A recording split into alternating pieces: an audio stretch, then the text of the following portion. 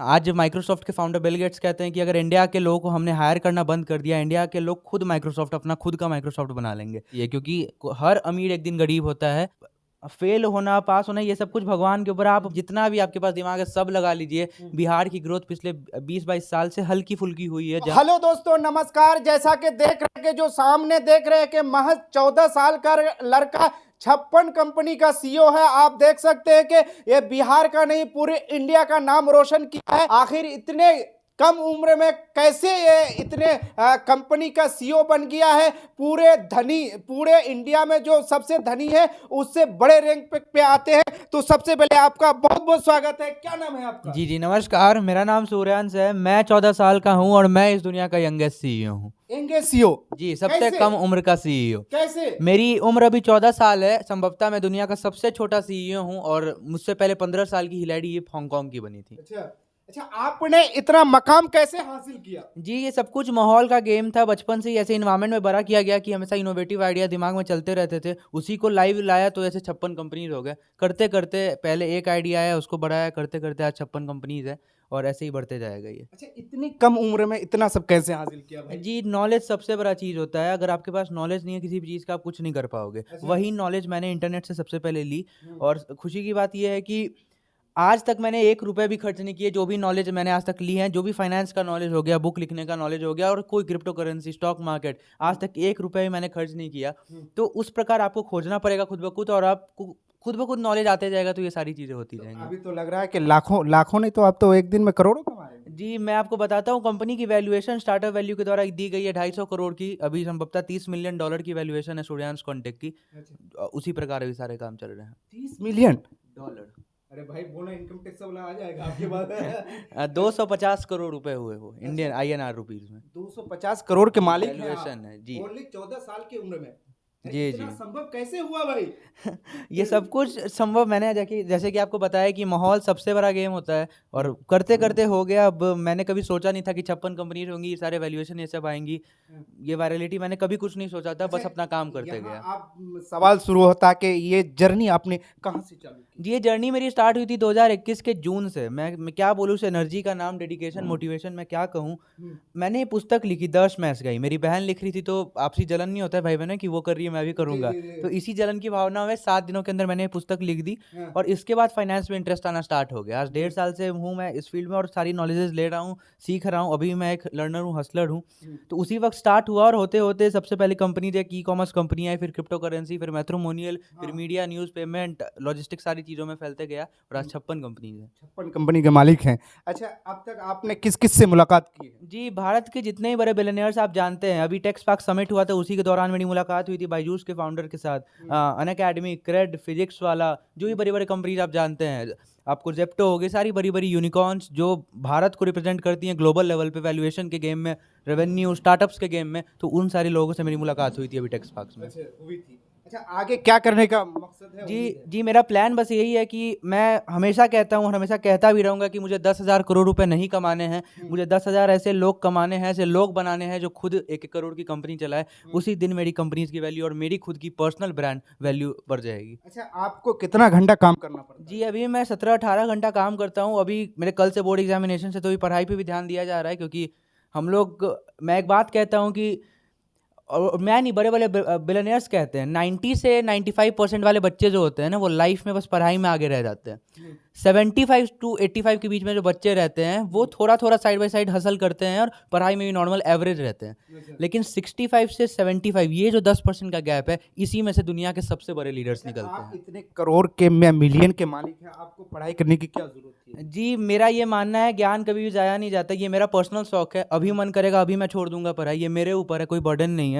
मैं शौकिया तौर पे कर रहा हूँ और कोई बर्डन नहीं है ऊपर से। लोगों के पास 5 लाख रुपए आ जाए, छोड़ो क्या पढ़ेंगे। तो आपने इतना मिलियन पैसा हो के काहे पढ़ाई कर रहे हैं? आप क्या मकसद है लोगों को? जी, लोगों को क्या संदेश देना चाहते हैं? देखिए, अब एक समय आने के बाद आपके हर एक्शंस पे, जैसे ही लोगों का ग्रोथ होता है, पर्सनल ग्रोथ, पब्लिक में जो भी ग्रोथ होता है, आज जो मैं काम करूंगा उसको लाखों लोग देख रहे हैं। आज अगर युवा राह ना भटक जाए, मेरे पास आइडियाज़ है, कंपनीज है, पेरेंट्स का सपोर्ट है, फैमिली का सपोर्ट है, इसलिए आज मैं यहाँ पे हूँ। बहुत बच्चों के पास नहीं है, तो उनके पास ना स्किल रहेगा ना कुछ रहेगा। मैं छोड़ रहा हूँ, वो भी छोड़ देंगे पढ़ाई। अच्छा, ये काम देखिए आपने 2021 से चालू किया, उससे पहले आपका माइंड किधर जा रहा था? जी नॉर्मल बच्चा मैं, मुझे कुछ पता नहीं था कि लाइफ में आगे क्या होने वाला है, मुझे इंजीनियरिंग ये सब करना था, मुझे कुछ पता नहीं था लाइफ में क्या करना है। बस ऐसे ही चल रहा था क्योंकि उस समय गेम्स का ही बहुत बहुत मुझे शौक था। मैं दिन में किताबों के पीछे गेम्स खेला करता था, इतना ज़्यादा मुझे एडिक्शन हो गया था। तो उस फेज से भी मैंने अपने आप को निकाला और आज किसी भी अलग चीज़ों पे ध्यान नहीं जाता मेरा, बस मेरे कंपनीज के ऊपर मेरा दिमाग लगाया रहता हूँ मैं, और जो भी पढ़ाई अभी हो रही है उसके ऊपर दिमाग अच्छा, लगा। आपने इंडिया में बुक ऑफ रिकॉर्ड में अपना नाम बनाया है, जी इंडिया, कैसे बनाया? मैं बताता हूँ, इंडिया बुक ऑफ रिकॉर्ड्स ने मुझे अप्रिशिएट किया था अगस्त में 2022 में 10 मैथ्स का लिखने के लिए। इतनी कम उम्र में एक फिक्शनल स्टोरी जो बहुत इनोवेटिव लगी उन्हें, तो इसलिए मुझे India book of record holder बना दिया उन लोगों ने। इंडिया बुक ऑफ रिकॉर्ड में अपना नाम जी रोशन दर्ज किया। करवा दी जी। अच्छा, ये संभव कहाँ तक हो पाया? जी मतलब क्या आप लग रहा है कि इसके पीछे किसी का मेहनत है? जी मैं कहता हूँ मेरा कुछ मेहनत नहीं है, मैं हमेशा कहता हूँ मेरे पास आइडियाज़ है, काम कर रहा हूँ, और सबसे बड़ा हाथ है पेरेंट्स के सपोर्ट का, फैमिली के सपोर्ट का। एक 13 साल का बच्चा अगर मुजफ्फरपुर जैसे ज़िला में कह रहा है मुझे स्टार्टअप करना है, बिजनेस करना है, उसी समय एक झापड़ मार के उसको बैठा दिया जाता है। लेकिन यहाँ बढ़ावा दिया गया, और इतना ज़्यादा बढ़ावा दिया गया कि सारे बड़े बड़े स्केल पे आज कंपनी ग्रो कर रही हैं, लॉन्च भी हो रही हैं, बहुत पेंडिंग है इस साल वो भी लॉन्च हो जाएगा, जो भी अभी पेंडिंग में चल रही है कंपनी। तो उस टाइप का माहौल मिला। तो मैं यही कहना चाहूँगा कि मेरी अकेले की मेहनत नहीं है, अब तो करोड़ों लोगों का आशीर्वाद है, पेरेंट्स का आशीर्वाद है, मैं बस काम कर रहा हूँ एक अच्छा, भगवान। आप बिहार में कुछ ऐसा कंपनी करना जी चाहेंगे जिसमें लाखों लोग काम करें? जी 56 कंपनीज बिहार में रहेंगी। मैं कहता हूँ ना मैं बैंगलोर हेडक्वार्टर ले जाऊंगा, ना मुंबई, ना दिल्ली, किसी बड़े मेट्रोपॉलिटन सिटी में नहीं ले जाऊंगा। मैं कहता हूँ मुजफ्फरपुर को मुझे टेक हब बनाना है। आज बड़े बड़े इवेंट्स, बिजनेस समिट्स, कॉन्फ्रेंसेज जो बाहर होते हैं, मैं आपको प्रॉमिस करता हूँ कि अगले 5-10 साल में मुजफ्फरपुर में ऐसे बड़े बड़े कॉन्फ्रेंसेज होंगे और यहाँ के युवाओं को ज़्यादा मौका मिलेगा, और मेरी सारी कंपनी बिहार में ही रहेंगी, और इसी में से बिहार के लोगों को रोजगार ज़्यादा मिलेगा। देखते हैं कि लोग पढ़ लिख के थोड़ा अगर कहीं पैसा उसा ज्यादा हो तो वो वहीं सेटल हो जाते हैं अपने, वो मैं जो बताता है हूँ, भूल जाते, गाँव को वो भूल अपना जाते ईमान बेच रहे हैं। अगर मान लीजिए 50-60 लाख, 70 लाख, 80 लाख अमेरिका, लंदन, इस सब में मिल ही रहा है, हैं। उन्हें तो चाहिए ही ना। आज माइक्रोसॉफ्ट के फाउंडर बिल गेट्स कहते हैं कि अगर इंडिया के लोगों को हमने हायर करना बंद कर दिया, इंडिया के लोग खुद माइक्रोसॉफ्ट, अपना खुद का माइक्रोसॉफ्ट बना लेंगे। तो इस लेवल पे हमारा नॉलेज है, तुम क्यों बाहर जाके काम कर रहे हैं? वो बुरा नहीं है, एम्प्लॉयज़ के बिना कंपनी नहीं चलती, आप जाइए, ज़रूर जाइए। अब आप पागल हो जा रहे हैं कि अपना एम ही बना लिया है कि मुझे किसी फॉरेन कंपनी में जाके जॉब करना है, मेरा पैकेज लग जाएगा 1-1.5 करोड़ का, आराम से उसमें रहना है। वो ईमान बेचना हुआ। भारत को आगे लेके जाना है। आज क्यों नहीं भारत बहुत तेजी से ग्रो कर रहा है? कहने की बातें, इकोनॉमी ग्रो कर रही है, सारे लेवल पे पहुंच रहे हैं, लेकिन प्रैक्टिकली जब आप धरातल पे उतरते हैं, आप छोटे छोटे शहरों में जाते हैं, छोटे छोटे कस्बों गाँवों में जाते हैं, तो आपको पता चलता है अपॉर्चुनिटीज़ है ही नहीं, कहने के लिए हैं। ऊपर से ऐसा दिखाया जा रहा है कि पूरी भरी पड़ी अपॉर्चुनिटी, स्टार्टअप, बिजनेस, फंडिंग, सारी चीज़ें, लेकिन धरातल पे कुछ भी नहीं हो रहा है। अच्छा, आपने आईआईटी कानपुर से अभी जो जी मैं बताना एग्जाम चाहूँगा देना चाहेंगे, जी कैसा तैयारी है? जी आईआईटी कानपुर का मैं स्टूडेंट हूँ। सबसे पहले मैं बताना चाहूँगा ब्लॉकचेन, क्रिप्टो करेंसी, ब्लॉकचेन के बारे में वो कोर्स है, सर्टिफाइड ब्लॉकचेन एक्सपर्ट का। वो एक पोस्ट ग्रेजुएशन कोर्स है, मैं 10th क्लास में उसे कर रहा हूँ।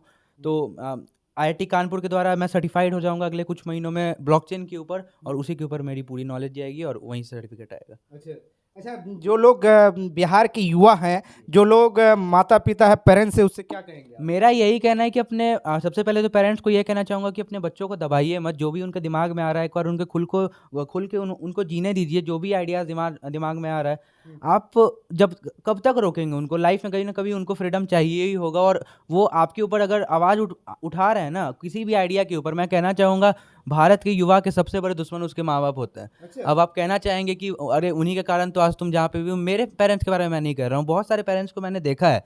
मैं कुछ बिजनेस में ऐसे लोगों को भी जानता हूँ जहाँ कुछ सपोर्ट नहीं था पेरेंट्स का। कहते थे तुम बर्बाद हो जाओगे, फेल कर जाओगे, हमारे समाज में इज्जत ले रहे हो, चाय का ठेला लगा रहे हो, मोमोज का ठेला लगा रहे हो। आज वही ब्रांड्स 200-250 करोड़, 1000 करोड़ का ब्रांड बन चुका है।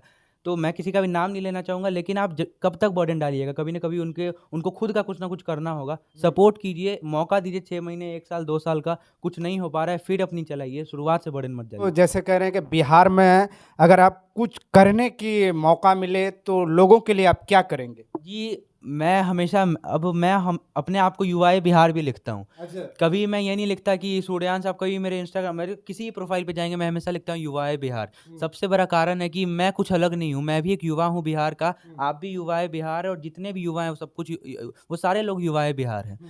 ये अब इसके पीछे एक सबसे बड़ा मेरा मोटिव ये है कि मैं समानता देखता हूँ। आज जहाँ पे मैं हूँ उनके बदौलत हूँ, तो समानता देखता हूँ कि जिनके पास अभी कुछ भी नहीं है, जो कुछ भी नहीं सोच पा रहे हैं, कुछ नहीं कर पा रहे, वो भी एक दिन ज़रूर कर पाएंगे, और प्राउड से कहेंगे कि मैं युवाए बिहार हूँ, बिहार का मैं युवा हूँ जो इसको आगे लेके जाना चाह रहा अच्छा, है। बहुत लोग ये कहते हैं कि जैसे अपने आप को बिहारी कहने से शर्म आती है लोगों जी मैं बैंगलोर में इंटरनेशनल समिट्स में ही अगर मेरी किसी से बात होती है, मैं प्राउडली कहता हूँ मैं इंडिया से बिहार से हूँ, वहाँ के छोटे से शहर मुजफ्फरपुर के छोटे से गांव अम्मा से मैं बिलोंग करता हूँ। कि इसमें शर्माना क्यों है, इसी धरती ने सब कुछ दिया है, इस धरती से कौन कौन नहीं निकला है। मैं एक बताना चाहूँगा, नालंदा यूनिवर्सिटी के लाइब्रेरी में 9 मिलियन मैन्युस्क्रिप्ट्स थे, 90 lakh manuscripts, page bye page इसी को मैन्युस्क्रिप्ट्स कहते हैं, इस पे कुछ लिखा होगा तो। अब एक मुगल एम्परर उसको जलाने गए, नालंदा यूनिवर्सिटी को, लाइब्रेरी को जलने में 3 महीने लग गए। घर जल जाता है एक दिन में, सोचिए उसमें बस कागज थे और कागजों को जलने में 3 महीने लग गए। उसी ज्ञान की धरती से हैं आप, और अगर आप शर्मा रहे हैं तो आप बिहारी है ही नहीं, आप कलंक है बिहारी के नाम पे, ये मैं प्रैक्टिकली कहता हूँ। तो दोस्तों, ये मुजफ्फरपुर सूफी संतों की धरती है, जिस यूनिवर्सिटी नालंदा यूनिवर्सिटी ने बहुत लोगों को यहाँ से महान बनाया है, वो इस धरती से हैं और अपने आप को प्राउड महसूस कर रहे हैं कि हम एक बिहारी हैं जो 100 पे भारी हैं, और महज 13 से 14 साल की उम्र में 56 कंपनी का सीईओ है, जो आज बेहतरीन आपको ये सुनने को मिला। मुझे भी बहुत गर्व महसूस हो रहा है कि हमारे बिहार में ऐसे ऐसे युवा हैं जो बहुत देश के लिए बहुत अच्छा कर रहे हैं, और मैं यही भगवान से प्रार्थना करता हूं कि और देश के लिए बेहतर करे, ताकि इस देश का नाम रोशन हो और बिहार का नाम रोशन हो। अब तक आप किन किन देश में अपना प्रोग्राम कर चुके हैं? जी, मैं बताना चाहूँगा, अभी तो मेरे सब कुछ ये समिट सेमिनार स्टार्ट ही हुए हैं। अभी मैं एमिटी यूनिवर्सिटी पटना गया था COIN-D6 के इवेंट में एज ए स्पीकर बन के। अभी LS कॉलेज में हमारा हुआ था इवेंट। अभी हज़ारों बच्चों को धरातल पे मोटिवेट मैं कर चुका हूँ, उनको बता चुका हूँ नए नई चीज़ों के बारे में।